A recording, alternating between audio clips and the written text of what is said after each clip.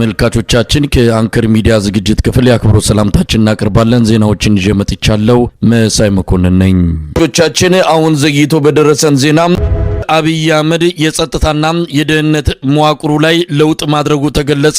ቁልፍ የሆኑ አመራሮቹን ከአጠገቡ እያራቃቸው መሆኑን የደረሰን መረጃ አመልክቷል። አብይ አህመድ የጸጥታና ደህንነት መዋቅሩ ላይ ለውጥ ማድረጉን ተከትሎ በዙሪያው ያሉ የጸጥታና የደህንነት አመራሮቹ በማራቅ መዋቅሩን እያጠበበ እንደሆነ ተመልክቷል። ከቅርብ ጊዜ ወዲህ ከተወሰኑ የመከላከያና የብሔራዊ መረጃና ደህንነት ባለስልጣናት ጋር ብቻ እንደሚገናኝም ተጠቅሷል። ላይ የግል ጥበቃና ፕሮቶኮል ለውጦች መደረጋቸው ተመልክቷል። ስጋት ውስጥ የሚገኘው አብይ አህመድ በተለይም ከፍተኛ ጀነራሎቹ ጋር ግንኙነቱ ከጊዜ ወደ ጊዜ እየላላ ግልጽ የሆኑ ልዩነቶች እየታዩ መምጣታቸውን ለማወቅ ተችሏል። የኤታ ማጆር ሹም ብርሃኑ ጁላ በተደጋጋሚ በመድረኮችና አብረው መታየት በሚገባቸው ስነ ስርዓቶች ላይ እንደ ቀድሞው አብረው አለመታየታቸው የብሔራዊ መረጃና ደህንነት ሚኒስትሩ የአቶ ሬድዋን ሁሴንም ባልተለመደ ሁኔታ ከእይታ መሰወር ጉዳዩን አነጋጋሪ አድርጎታል።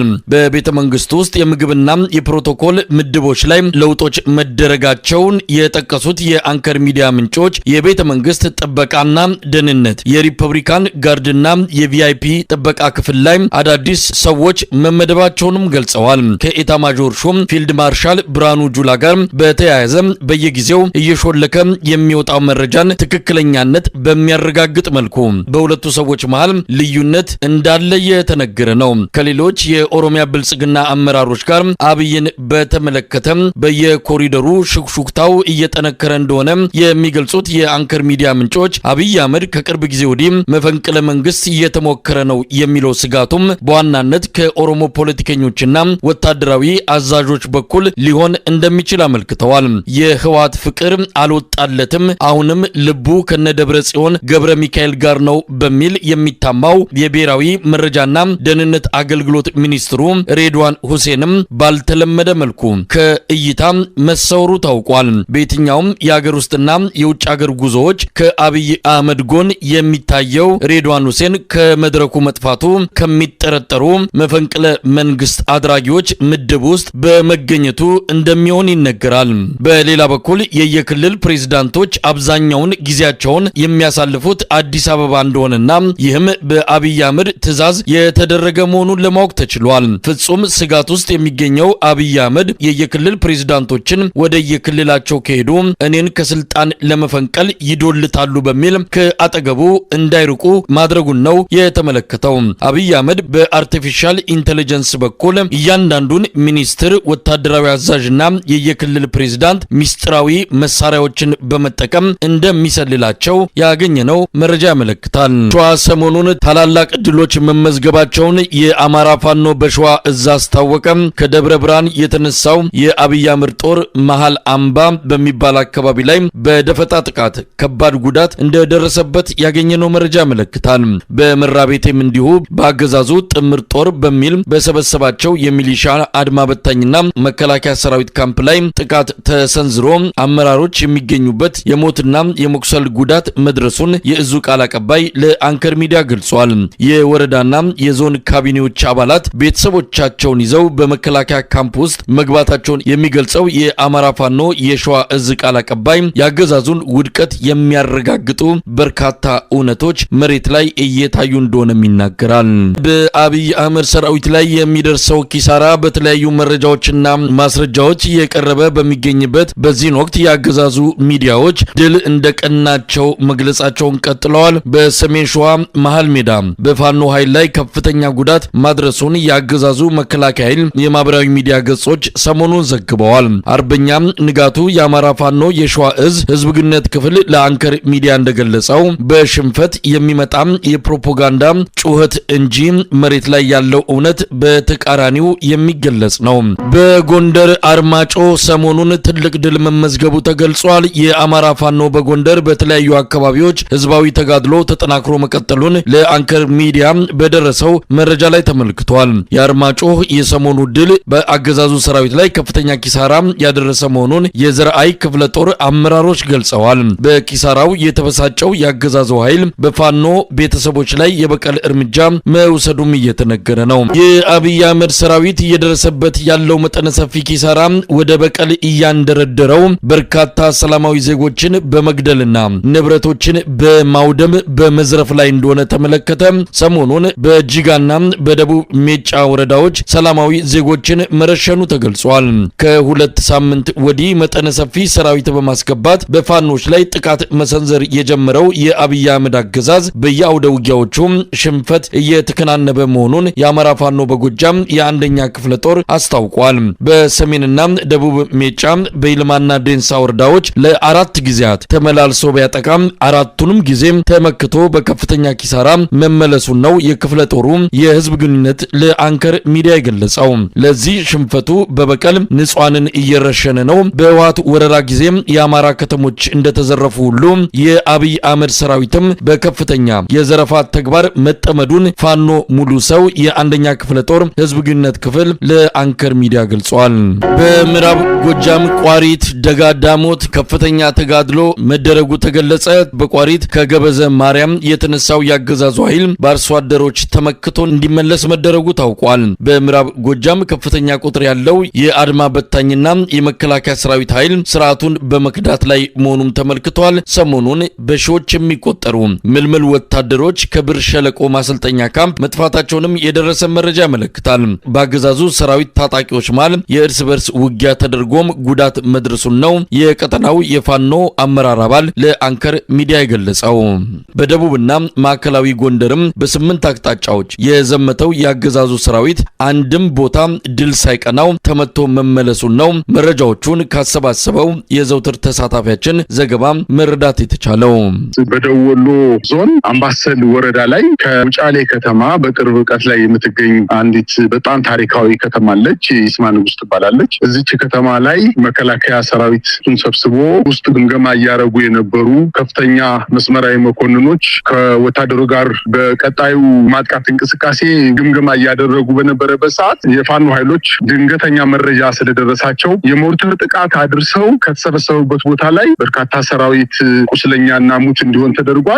ስማቸውን ለጊዜው ባናቃቸውም ነገር ግን መስመራዊ መኮንኖች ከፍተኛ ጉዳት ደርሶባቸው በቅርብ ርቀት ከሚገኘው የሐይቅ ሆስፒታል እና የውጫሌ ከተማ ሆስፒታል ላይ ሕክምና እየተደረገላቸው እንደሆነ የደረሰን መረጃ ያሳያል። ለጊዜው ስማቸውን እየደረሰን ነገር የለም። ነገር ግን ከፍተኛ መስመራዊ መኮንኖች በድንገት ተመተው ሆስፒታል እንደገቡ ነው የደረሰን መረጃ የሚያሳየው። ሌላው ምዕራብ ጎጃም እና ሰሜን ጎጃም አካባቢ ነው። በእነዚህ ወረዳዎች በሁለቱ ዞኖች ላይ የፋኖ ጠንካራ ይዞታዎች ናቸው የተባሉ ቦታዎችን በአዲስ መልክ በጣም በርካታ ሺህ ሰራዊት አሰማርቶ በዚህ 4 እና 3 ቀን ውስጥ ከፍተኛ እንቅስቃሴ አድርጎ ነበረ።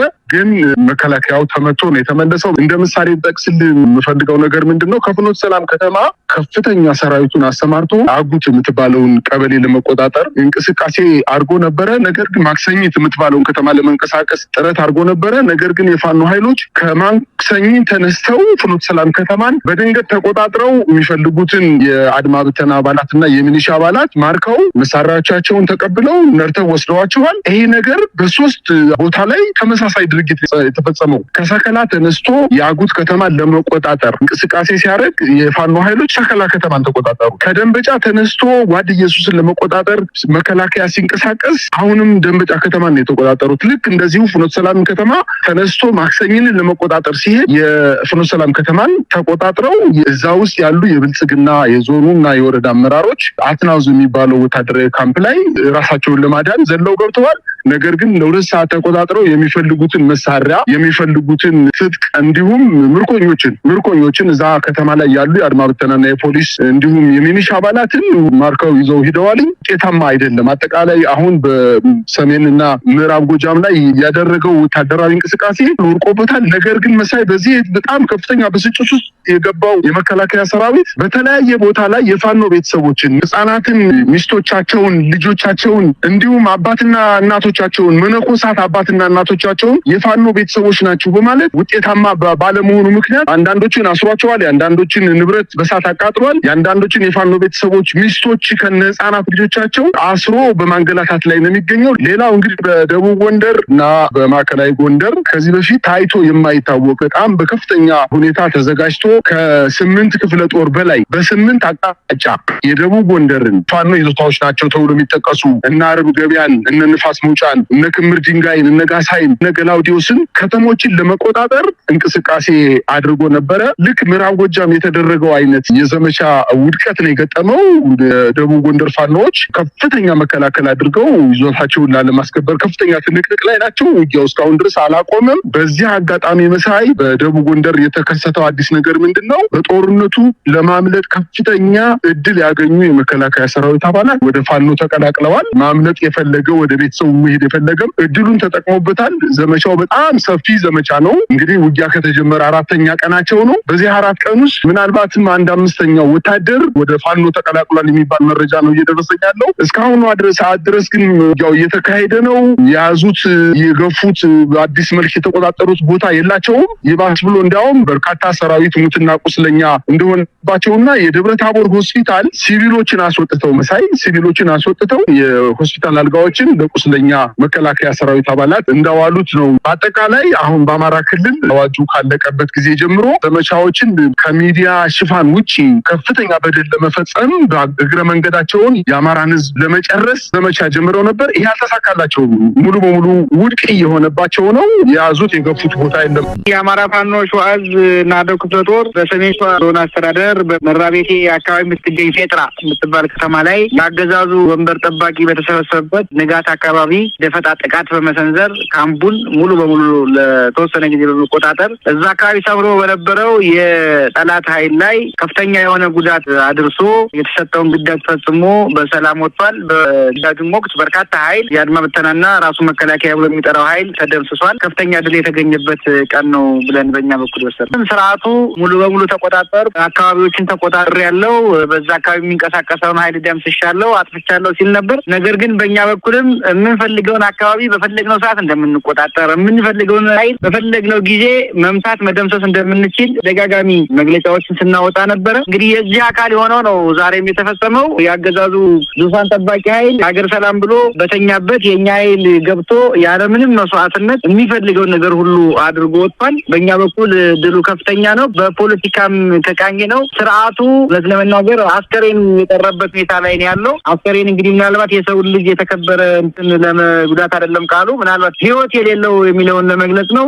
ስለዚህ የአማራ ህዝብ ተሸክሞ ያለውን አስከሬን የሞተ ኃይል ምናልባትም ለአንዴና ለመጨረሻ ጊዜ ወደ መቃብር ወስዶ የሚቀብርበት ደረጃ ላይ ሰርተናል። በፖለቲካ ቋንቋ እንግዲህ ከቃኝ ነው። በእኛ በኩል ትልቅ ትርፍ የተገኘበት ነው። ቀጣይም እንዲህ አይነት ተጠናከሩ የተጠኑ እርምጃዎች ይወሰዳሉ። ስለዚህ በእኛ በኩል ትልቅ ድል አድርገን የወሰድ ነው። ምናልባት ደብረ ሲና አካባቢ እንደዚሁም ደብረ ብርሃን አካባቢ ያሉ እንቅስቃሴዎችንስ እንግዲህ በዛም አካባቢ አንዳንድ ወታደራዊ እንቅስቃሴዎች እንዳሉ እንሰማለን። እንደው በሌሎች አካባቢዎች ያሉ መረጃዎች አሉ?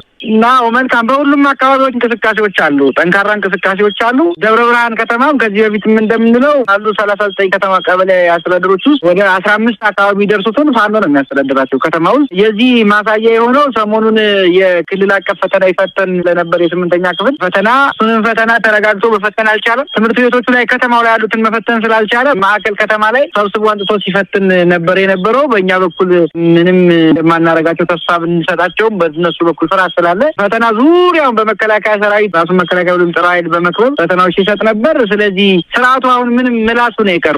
ለመናገር አሁን በሁሉም ቦታዎች ላይ ፋኖ ኃይል እየተጠናከረ ነው። ህዝባዊ ድጋፉ በሰፊው እየሄደ ነው። የህዝብ አደረጃጀቶች ስራቸውን እየሰሩ ነው። በእኛ በኩልም ወታደራዊ ሎጂስቲኩም ሰው ኃይሉም እየተጠናከረና በጥሩ ሁኔታ ላይ እንደሚገኝ ምናልባትም አሁን ባለው ሁኔታም ታየ ነው። ምንም ለፋኖ ምንም የሚያግደው ኃይል የፈለገውን ከተማ የፈለገውን ቦታ የፈለገውን አቅጣጫ በፈለገው ሰዓት መያዝ የሚችልበት የሚያደርግበት እድል እንዳለውና አቅሙም ዝግጁነቱም እንዳለው ነው የሚታየው። በዚህ ደብረ ብርሃን ብቻ ሳይሆን በሙሉ ሸዋ ላይ ባሉ ቦታዎች ላይ ይሄ ነገር ተጠናክሯል። ከዚያም ዘለል ሲል የቀን ተቀን ግንኙነት ስላለን በሌሎችም ፕሮቪንሶች ላይ ወይም ማለት ግዛቶች ላይ የፋኖ ኃይል እንደተጠናከረ ነው ማየት የሚቻለው። ይሄ ከፈተና ጋር በተያያዘም ሌሎች መንግስት ቁመና ኖሮት አካባቢውን ተቆጣጥሮ እያከናወነ እንዳላቸው መንግስታዊ ተግባራት አሁንም አካባቢዎቹን ተቆጣጥሮ የተለያዩ እንቅስቃሴዎችን እያደረገ እንዳለ ይገልጻል።